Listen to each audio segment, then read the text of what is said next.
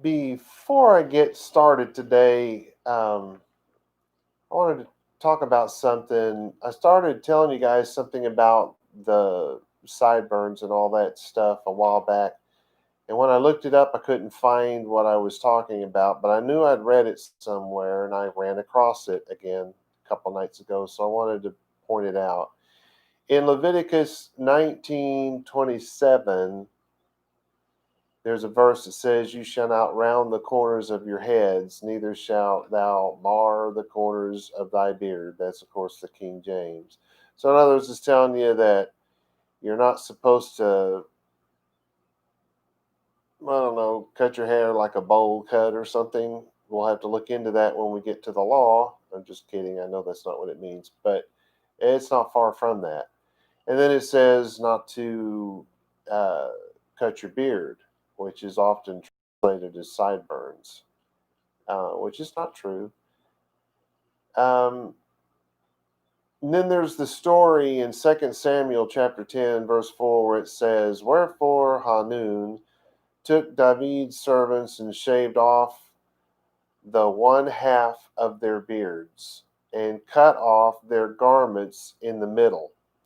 The one half of the beards, it's an idiom. They're telling you that they cut off their lockets down on the side.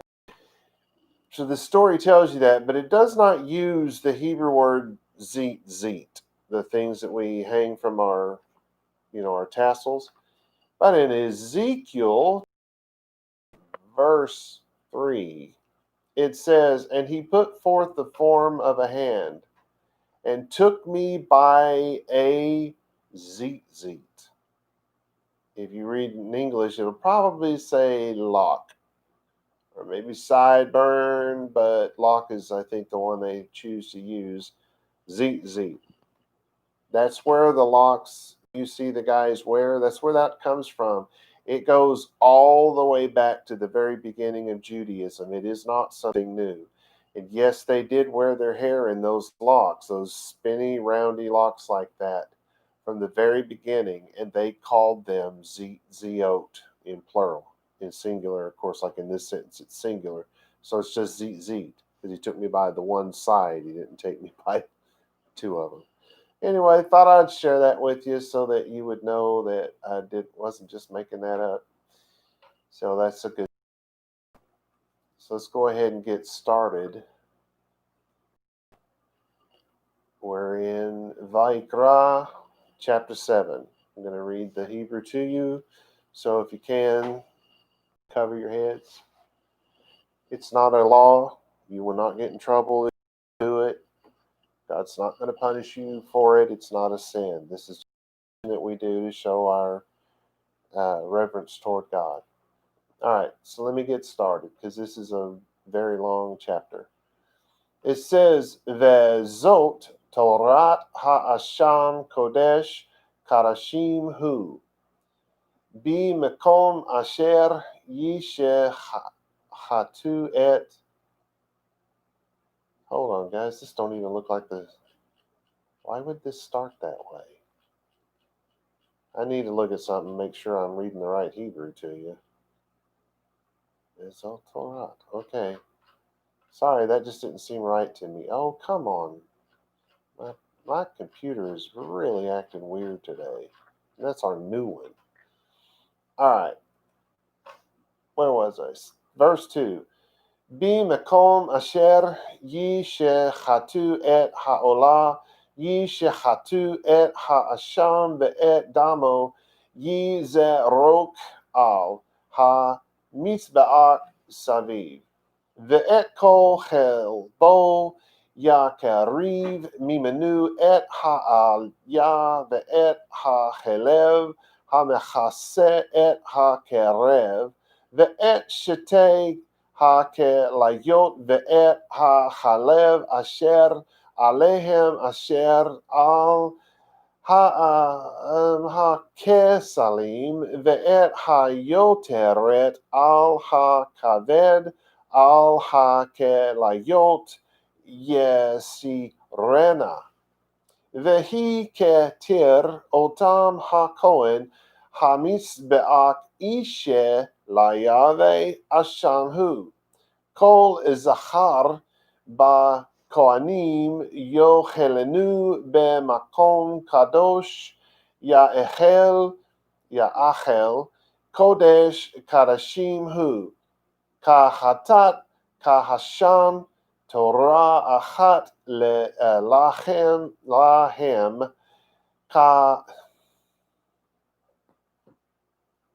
I don't know why I can't read.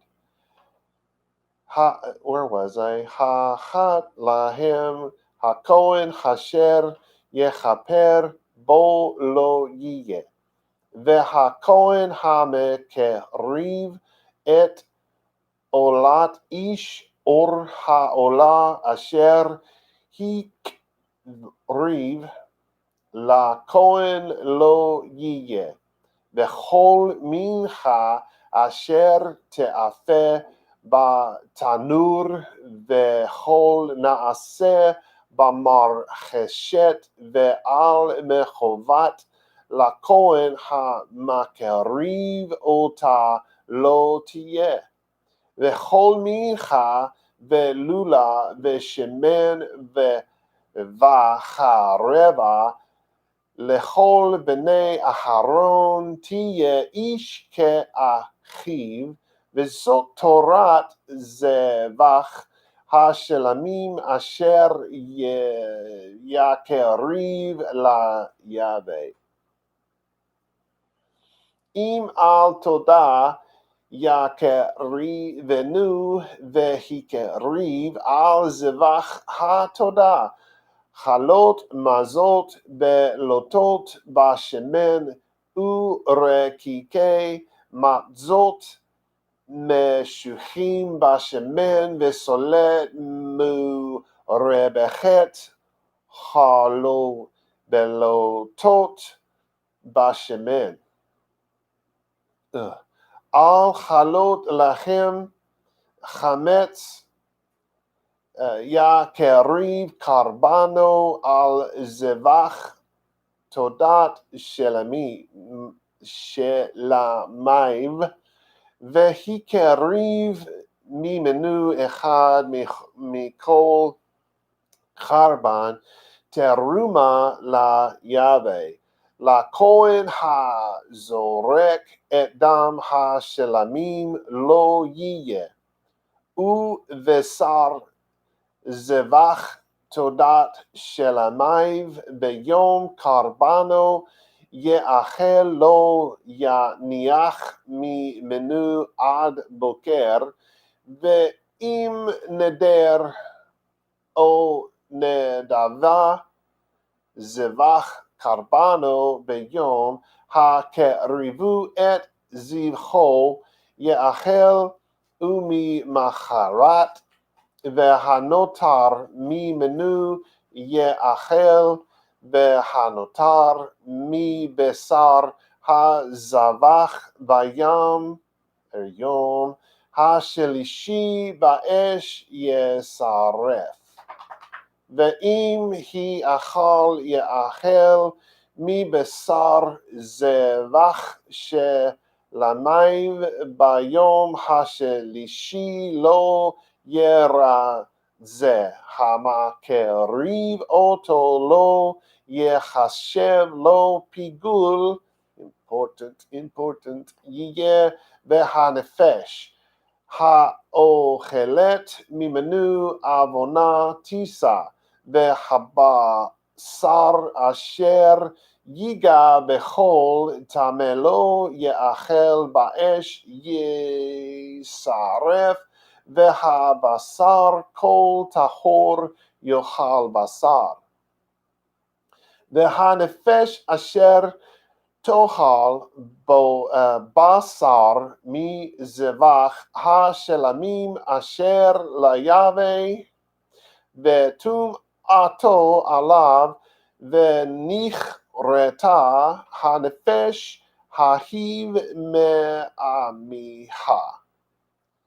ונפש כי תיגע בכל טמא בטומאת אדום או בבהמה, טמא או בחול, שקץ טמא ואכל מבשר זבח.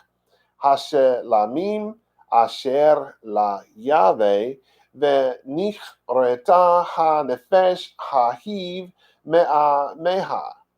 וידבר יהווה אל משה לאמור, דבר אל בני ישראל לאמור, כל חלב שור וכסב ועץ לא תאכלו, וחלב נבלה וחלב תרפה יעשה לכל מלאכה, ואכול לא תאכלוהו, כי כל אוכל חלב מן הבהמה אשר יקריב ממנה איש ליהווה, ונכרתה הנפש האוכלת מעמיה, וכל דם לא תאכלו בכל מושבותיכם לעוף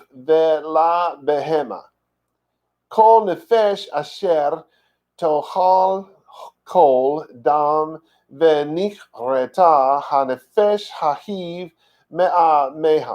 והדבר יהווה אל משה לאמור, דבר אל בני ישראל לאמור, המקריב את זבח שלמיו ליהווה, יביא את קרבנו ליהווה מזבח שלמיו, ידיו תביאנה את אישי יהווה, את החלב על החזה, יביאנו את החזה להניף אותו תנופה לפני יהווה. והיא כתיר הכהן את החלב המזבח, והיה החזה לאהרון ולבניו. ואת שוק הימים תיתנו תרומה לכהן מזבחי שלמיהם, המקריב את דם השלמים ואת החלב מבני אהרון, לא תהיה שוק הימים למנה. כי את חזה התנופה ואת שוק התרומה לקחתי מאת בני ישראל מזבחי שלמיהם, ואתן אותם לאהרון הכהן ולבניו לחק עולם מאת בני ישראל. זאת משחת אהרון ומשחת בניו מאישי יהווה, ביום הקריב אותם לכהה ליהווה, אשר זיווה יהווה לתת להם ביום משחו אותם מאת בני ישראל חוקת עולם לדורותם. זאת התורת לעולה, למנחה ולחטאת ולאשם ולמילואים ולזבח השלמים, אשר זיווה יהווה את משה בהר סיני ביום זבותו את בני ישראל להקריב את קרבניהם ליהווה במדבר Sinai. All right, you may be seated and stuff, if you were so inclined. Oh my goodness, I forgot the water was right there. I'm really having some trouble with this dry throat thing. It's really affecting my ability to communicate. All right. Let's begin with something that Kyle and Deluch commentary to the Hebrew Bible said. It said the law of the trespass offering embraces, first of all, the regulations as to the ceremonial connected with the presentation. You're right. Onkelos Onkelos's Vayikra by Drazin and Wagner says verses 1 through 10 of chapter 7 contain the rules concerning the Asham sacrifice. It's very important that you understand that you know that. 1 through 10 are the Asham sacrifice. 11 and 18 and 28 through 34, the laws of the Shelamim. Verses 19 through 21, the requirements of those who handle and eat sacrificial meat to be ritually pure. And verses 22 through 27 contain the prohibitions about blood and fat, with a closing summary in verses 35 through 38. So they've really laid that out pretty nice. I like that they did that, and I didn't have to figure that out myself. So verse 1, do we have time left? Yeah. Okay. So verse 1, literally in English would say, and this instruction, the guilt, holy holies, he. Sorry, my lip is spasming real bad. I don't know what to do with that. So we start off with vezot, and that's that word we've been talking about recently, where it says this. The vav at the beginning, the vez sound is and then zot is this. Again, we're not using hazot. I'm a little thrown by this. Leviticus is the first place I've noticed it doing this, in the law anyway. So it's the instruction. It's not the law. It's God gives you the law, thou shalt not, and then he gives you the instruction. Thou shalt, those are the mitzvot. And then the instruction is how you carry out those mitzvot. So it is two different things. Then we have the word ha'asham, which is the guilt. I don't understand some of the English words they translate this to. Transgression. Who knows what transgression is? That's some old 1800s stuff, right? It's guilt. If you've done something wrong and have become guilty, that's the asham offering. This is your word asham, that word that we started with. Then it says kodesh, so it's saying that it is holy. The sacrifice is a holy sacrifice. I can't imagine any sacrifice not being holy, but technically, well, they're all holy. I think this has holy in here twice, doesn't it? Yeah, kadashim. I just thought of that. So I was like, what's not holy about a sacrifice? But this is kodesh kadashim. This is holy holies. In English, you'll usually get holy of holies, and that makes it sound like it's a place. No, it's just trying to tell you that this is very holy. We're saying the same word twice. First it's in singular, then it's in plural. That's all the difference is. Then it says who, which is literally he in English, but we would translate it with the word it. It's our word it. Because remember, the Hebrew language is a gendered language. So the word it in our language has no gender. So when they say he or she, oftentimes they're not talking about a she or a he, they're talking about an it, it, it. All right, so my translation. And this is the instruction of the guilt offering. Now we have to add the word offering in English.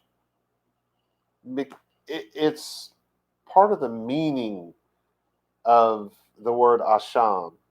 It's strictly an offering. So we don't, in Hebrew, we don't say guilt asham. You would, if you use the word for offering, given that this word is a word for offering, you would be saying it's a very important offering, which of course this one is. But in Hebrew, this is not necessary. You don't say it twice. In English, you have to. So it's a guilt offering. And this is the instruction of the guilt offering. It is very holy. That's what they mean by Holy of Holies. Of the words guilt offering. This is important. Keep up. Onkelos by Drauzina Wagner says the following. The use of Asham signifies that the passage concerns the sacrifice and not the transgression. So what's important is the sacrifice, not the transgression. This is the focus, the sacrifice. They also said Saadia adds sacrifice in his Arabic translation. It is unnecessary in the Hebrew as well as the Aramaic because the Targum used Asham, which signifies the sacrifice, as explained in the commentary from me. I didn't put their commentary in there. I just told you what it said. So, in other words, it is very holy. Onkelos also said, or pointed out, that verse 6, which explains the law concerning things that are very holy, Kodesh, Kadashim, apply here because the word Asham is used. I don't really follow that thinking. Since it said Kodesh, Kadashim, that's kind of why it is, not because they used the word Asham. Just thought I'd throw that in there for fun. All right, now, we're moving on to chapter 2. Kyle and Deluch said something interesting about verse 2. They said the slaughtering and sprinkling of the blood were the same as in the case of the burnt offering from chapter 1, verse 5. And therefore, no doubt, the signification was the same. This is going to be important in this verse. So keep in mind, well, you'll figure it out.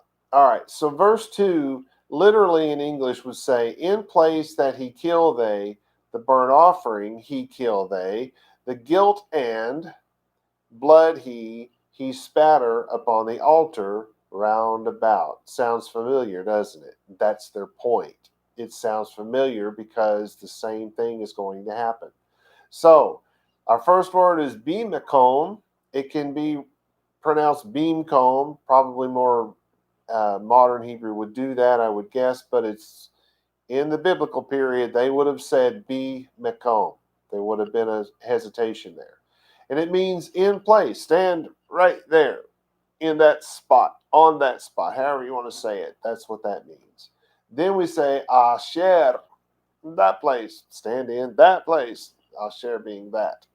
Ye shechatu, in that place that they kill. It's literally, it's he kill they, but we would say they kill or they slay, they slaughter the animal. That's where you're supposed to be standing at this point.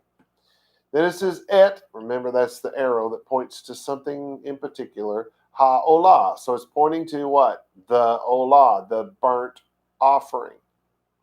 This is the part that is actually laid on the altar and actually cooked. It does not mean that it's cooked until it's burnt, and therefore only my wife would eat it.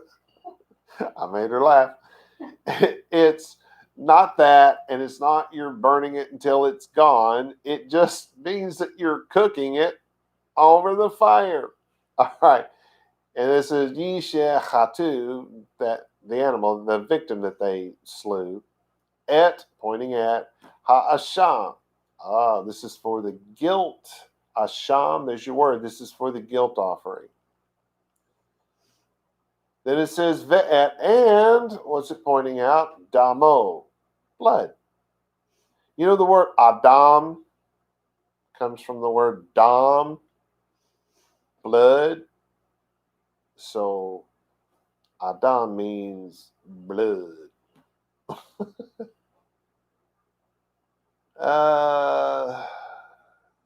This is Yizroch, or more modern, probably Yizroch. I don't really know. Modern is not my thing. It probably will have to be at some point. I'm sure.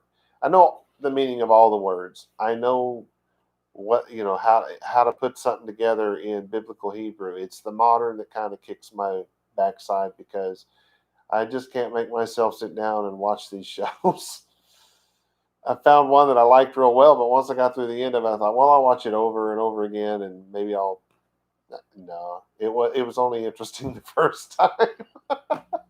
Anyway, so what were we? Oh, Yisrael. That's literally he spatters. So the blood that was spattered, and then the Hebrew word al, which means on. So he splattered it on Hamis Be'ach, on the altar. Then it says Saviv. So he splattered it on the altar round about. This is what he did. You follow what I'm saying? So he did not walk around the altar going splatter, splatter, splatter, splatter, splatter. Go. I don't know. He could have. I mean, why not? But I just think he took his little. You remember that little thingy that we learned about way back in, I think, the last book. Dipped it in the blood and you sprinkle it, and so he's like roundabout. Doesn't mean that you have to go all the way around it. You just sprinkle it roundabout. All right. So our translation: in the place that they slay the burnt offering, he will slay the guilt offering, and its blood will be spattered on the altar all around it, and round about it. It makes no difference how you say that. I'm afraid the way I said it might make it sound like it's arguing with myself, but hopefully you know I'm not. All right, so Kyle and Douche, we're moving on. Deluge. That did not come out right. Stop laughing at me. I won't be able to stop. Colin Deluge for verse 3. Stop. No, I won't stop. Verses 3 through 5, it says the fat portions only were to be burned up. What? Oh, burned upon the altar. Vis-a-vis. The same as the sin and peace offering. The fat portions only were to be burned upon the altar. Vis-a-vis, as I'm guessing what they mean by V-I-Z, period. The same as the sin and the peace offering. So this offering that we're talking about, or about to talk about, is done in the exact same manner as these two other the sin offering and the peace offering. Then it says chapter 4, verse 8, and chapter 3, verse 9 are good examples of this. But the flesh was to be eaten by the Kohanim, they said priests, as in the sin offering. And you can look at chapter 6, verse 22 if you don't believe them. Inasmuch as there was the same law in this respect for both the sin offering and the trespass offering. And these parts of the sacrificial service must therefore have had the same meaning. So the reason why they're saying this stuff, and there's more to it, let me go ahead and finish. Every trespass being a sin, see chapter 6:26, certain analogous instructions respecting the burnt offering and meat offering are appended in verses 8 through 10 by way of supplement, as they ought properly to have been given in chapter 6 in the laws relating to the sacrifices in question. The reason why they're saying this, the reason why they're trying to make us understand that these sacrifices are done in the exact same manner, is because there are those, predominantly because of the work of Maimonides, who have tried to make all of this different. Every one of these verses is something new and different. And oh my God, we've got to write 300 new laws that you got to follow to make each one of these work. It gets out of hand really, really quickly. And they're really trying to push this idea that, look, it's the same words, identical words. The words, the sentences are almost identical from front to finish. We're just talking about different sacrifices at this point. There's 4 or 5 of them all together in this chapter. I don't remember off the top of my head. I think it's 5. There's 4 basic ones, but I think the peace offering brings it up to 5 or something. But you just got to know that there's not a bazillion sacrifices. There's just a bazillion verses about the sacrifices. Okay. Verse 3. And literally in English. And all fat he bring from us, the tail and the fat, the hidden, the midst. Does this sound like something you've heard before? It should, because this terminology is coming right out of Pesach, isn't it? Again, this is not telling us different ways to do the same thing. It's telling us that we're doing different things the same way. That's the point. So we started off with ve'et, so it's and it's pointing to something. Then it says kol, that's not what it's pointing at. Chelbo. And so it's and all fat. All, we would say it's fat. All of the fat of it. We could say it that way. This can be two things. This can be the fat that is in the animal, or it can be leftover. The fat, the abundance, the remainder. It can be all those things. But generally we're talking about actual fat, especially when you're dealing with cutting up an animal. But it can be both things. Yakeriv or yakriv, whatever pleases you. He approach. It's to come near, to bring an offering, and of course this is what we're doing at this point. So you're bringing it. It's not coming on its own. It's not following you there. You're pulling it by a rope, or you're carrying it in your arms, or however you're getting it there, but you're bringing it. Mimenu. Now this throws an awful lot of people. This means from us, literally from us. And it's used that way in a multitude of verses in the biblical text. It sometimes has virtually no meaning at all. Nobody really knows why this word is in this verse. I'm just going to throw that out there. Then it says et. Boing. Boy, I know there's people that are going to tell you they know, but no, they don't. The next word, ha'al-yah, the tail, the thick and fat tail of a sheep. So obviously we are talking about fat. This is ve'et, and it's pointing at ha'chelev, the fatness, this is going to be fat, not the tail. We've already got the fat for the tail. This is more fat. This is ha-mechaseh, the hidden fat. So you've got the fat of the tail and the hidden fat. That should really be ringing some bells right now, because that's right out of Pesach. So this is ha-kerev, in the midst.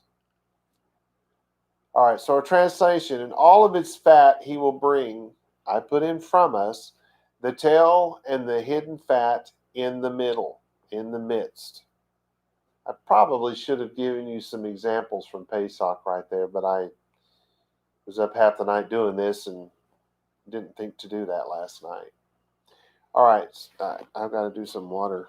My throat is collapsing again.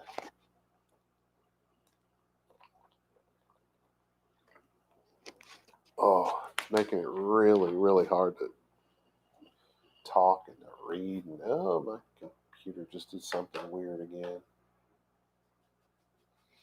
Okay, that helped. All right, so verse 4, basically in English it says, and to the kidneys, it's two, the number 2, and the fat that upon them, that upon the flanks, and overhang upon the liver, upon the kidneys, he makes remove now. Do you remember that? That's verbatim out of Pesach. And I remember I did think of putting those verses in there, but we are going to really go into Pesach here. Probably not today, but next week or week after.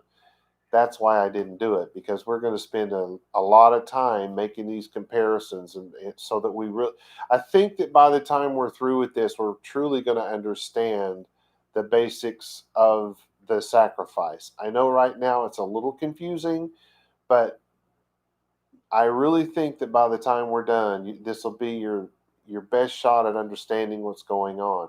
If you don't fret about it. It'll come up in the next chapter. In the next books. This is the way we're supposed to learn this stuff. It's supposed to be a little bit and a little bit more and a little bit more and a little bit more. And it's the redundancy is on purpose. The repeats are on purpose. So I want to teach you that way because that's the way God wanted it done.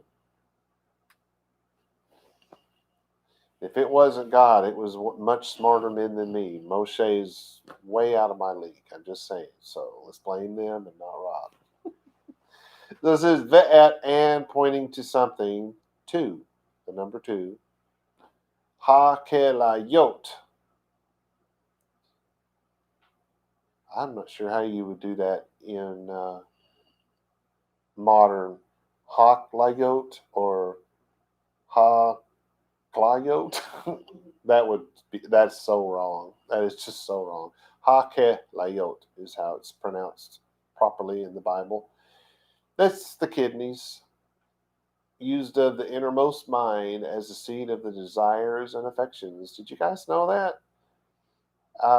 There's several places in the Bible where they talk about, like, they'll use nefesh as the seat of the affections and the desires of the mind and all that stuff. They use ruach for that same thing, and they use rachamaiv, your womb. That's a word for womb. Racham. And then they use the word for kidneys because it's deep down inside, right? That's the idea behind it.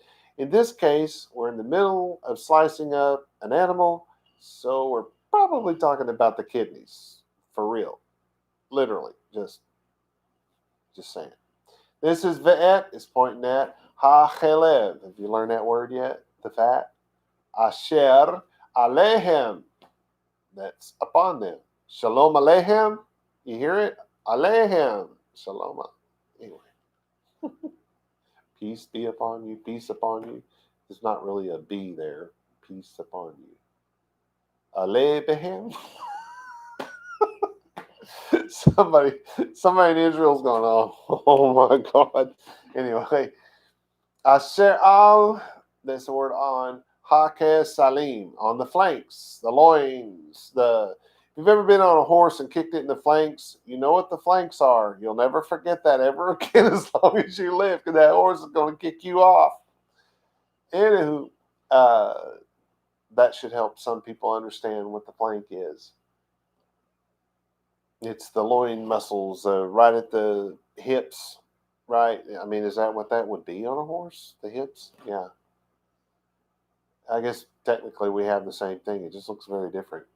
So this is ve'et ha-yoteret, the overhang, the redundant, the leftover. This is your real word for it. And we are going to get that out of this time. This is all which is upon ha-kaved, on the liver. Did they ever use this word for that? Well, spoken the most of the mind. I thought it would be. I was like, I don't remember, but yeah, liver is done the same way. The heart, lev, they do the same thing with the heart. This is very common in Hebrew, and you'll see it a lot throughout your Hebrew Bible, if in fact you sit down and read it in English. But this is a very common occurrence. All right, this is all, which is on, again, ha-kelayot, on the two kidneys. So we're saying that one again. Yesi renah, he makes remove now. I'm still pondering that one in my head. That's literally what that means. Nobody ever translates it that way. Nobody ever talks about it. But I'm just having to let that percolate in my head because it's literally what this word means. But it's to turn aside, to go away, to depart. Which means you're removing yourself from that place. To depart from God is to turn away from worshiping God and living for God and living according to the Torah, because you've removed yourself from the worship of God by doing so. So you get the idea. Our translation then, and the fat that is on the two kidneys that are on the flanks and the leftover on the liver, because there's like this extra fat on it, on the kidneys, he will remove now. Other words, fat that is on the two kidneys. Onkelos by Drauzine and Wagner wrote, in other words, they are the fat and the diaphragm of the kidneys that were introduced in the verse, which is missing its E at the end. Diaphragm, Diaphragm. Isn't that crazy? That's a funny way to spell that word. It must be Latin or something. Just saying. Yeah, it's a medical term, my wife says. I was just trying to be funny. My Bible says about that now, it says he will remove with the kidneys. The liver, the fat of the liver, he will remove with the kidneys. That's what it says. I guess that's what it means. They've just added the word with. They're not replacing now. They're just ignoring it. Yeah.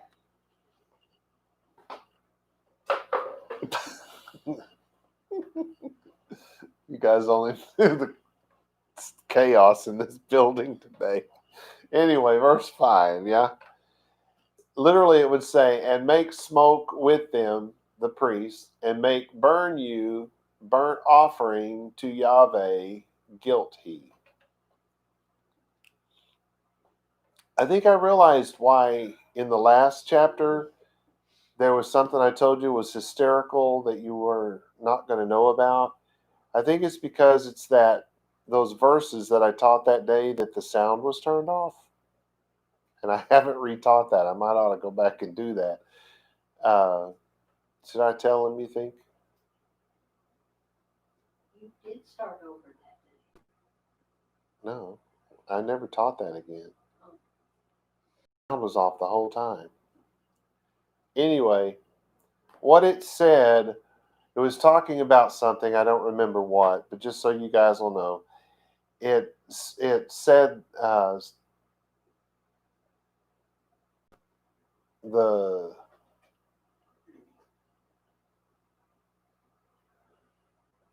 not thinking of the word for smoke. Anyway, it talked in one verse about the holy smoke, except that it was holy as in WHO, not HO. You guys get it? Because it was saying it would holy smoke would wholly fill the room, but the words were together, holy smoke. I was going to really play that one up, and then the sound wasn't even on, so we'll have to redo that one. It was pretty funny. There's the word for smoke right there. Hello. That's what made me think of it. Golly, I am not with it today. Hiktir is your word. It was like Kodesh, Hiktir, Kodesh. I don't remember, but it was holy smoke. Anyway, those of you who know me well know why I think that's so funny. So we're starting off with, and make smoke, to give a scent, to be fragrant, to offer odors. I'm full of smoke most days. To burn incense in honor of now my wife's like, oh my God, I don't know this man. Girl, you've known me since 1972.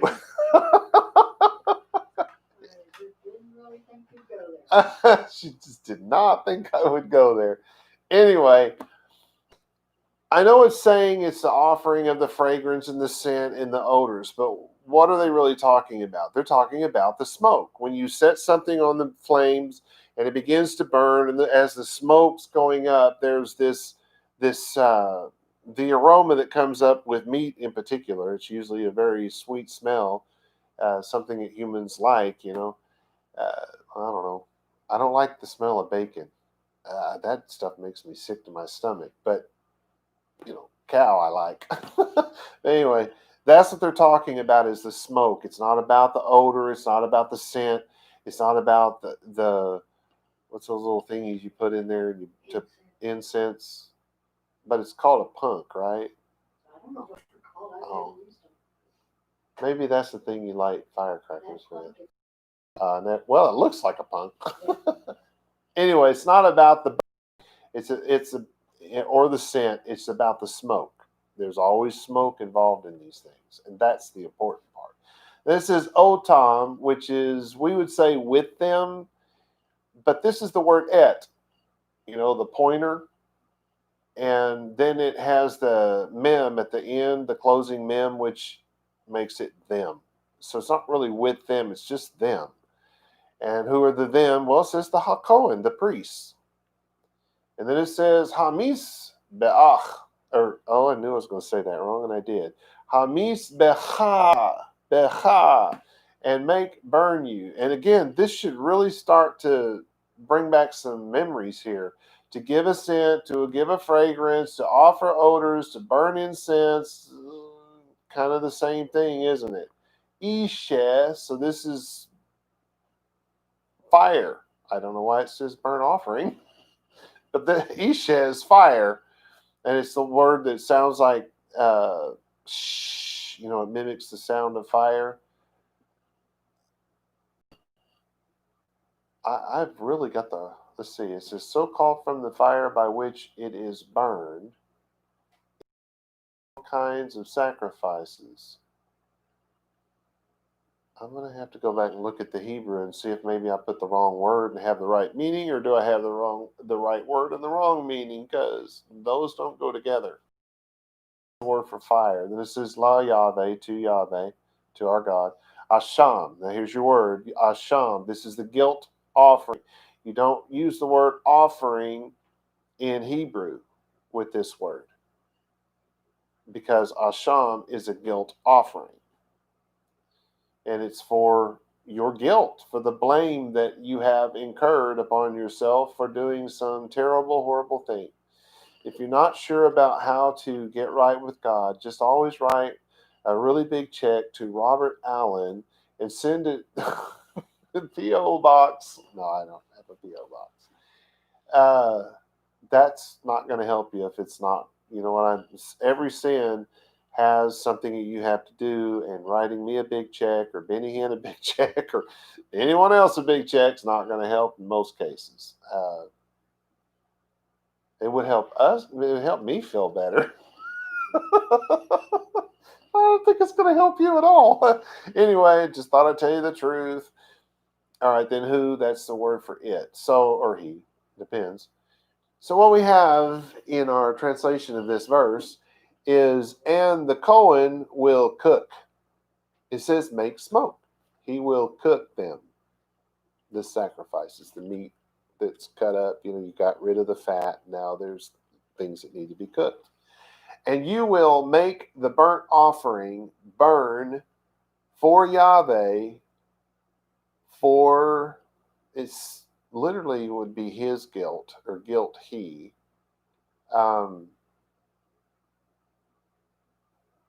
He was kind of funny here. The you here is the Cohen. It's not the person who's bringing it. And so the his guilt is the person who's bringing it. You're bringing an offering, right? It's a guilt offering because you've done something that you weren't supposed to do, and you want to get right with God. And we're not talking about those things in this chapter. We're only talking, this is the function. Remember, it says this is the Torah. This is the instruction on how to do it. We've already been over, if you do this, this is going to be your punishment. Maybe not specifically for this one. I don't remember if we've done the guilt offering before. I don't remember it. So we may have not actually done that at this point. But this is the instructional part of it. So we're only going to be talking about how it's done, not why it's done. It will be part of this, but not in chapter 7. I don't believe it's here at all. So keep that in mind. All right. In verse 6, it's a short one. We can get through this. Literally, it would say, all male with priests, in plural, he eat them in place holy, he ate holy holies, he. Not as confusing as you would think. And we start off with kol, which is totality, so we put the word all or everything, totally. There's all kinds of words you can use there, but it's everything. Zahar, that's that sound-alike word. It's not in Zakarash this time. This is the word for male. ba kohanim, that's the priests, yohelenu, he eat them. And the them is the he here, not the, he's not eating the things. It's saying that they will eat. Then it says, Bemakom, in place, in that spot, in that place over there, Kadosh, the place that is holy. Then it says, Ahel, The blessing, he will eat. In the place that is holy, he will eat it. Let's say that. Then it says, Kodesh, the blessing, holy, Kadashim. It is very, very holy. And it says who, so there's your it. It is very holy, holy. All right, so our translation then is, all males will eat with the Kohanim. They will eat it with the holy plate. Why did I have with? In the holy place, that which they eat is very holy. So you're not going to cook this sacrifice and then take it down to grandma's house and sit down and have a meal. You're going to sit down and have your meal right there in the presence of God Almighty, because that's where God will reside for these people in this time, right? Very, very important. I think I can get another one in. Maybe two more. Who knows? I'm on a roll here. Verse 7 would literally say, as sin, as guilt, Torah, one to them, the priest, that he cover, in he, to he will be. Ka chatat. Chatat, you hear it? Sin. And since it's been at least a week since I've spoken about this, I feel compelled to say it again, because it's a new week. There is one verse that I believe that every Jew and every Gentile should learn. Every one of it. I know, Jews, that this is from the New Testament, but this is a verse that you need to learn. You need to memorize it. It's short, it's sweet, and it's to the point. It's found in 1 John chapter 3. I don't know if you can see that. Verse 4. 1, 3, 4. Just leave out the 2 and you're good to go. It says, everyone who commits sin is also in rebellion of the Torah, because sin is Torah, rebellion. Why should a Jew learn this New Testament thing? We know this already. Well, because when a Christian starts trying to pound you over the head saying, hey, we don't live by the law, we live by grace, all you have to say is everyone who commits sin is also in rebellion of the Torah, because sin is Torah rebellion. And if you're a Christian saying, I don't live by the law, I live by grace, you need to memorize this. Everyone who commits sin is also in rebellion of the Torah, because sin is Torah rebellion. If the Bible says to do it and you do not, you are a sinner. Period. End of story. If the Bible says not to do it and you do it, you are a sinner. Period. End of story. And you know what the Bible says, what the Hebrew Bible and the New Testament have in common? They both say that God does not hear the prayers of a sinner.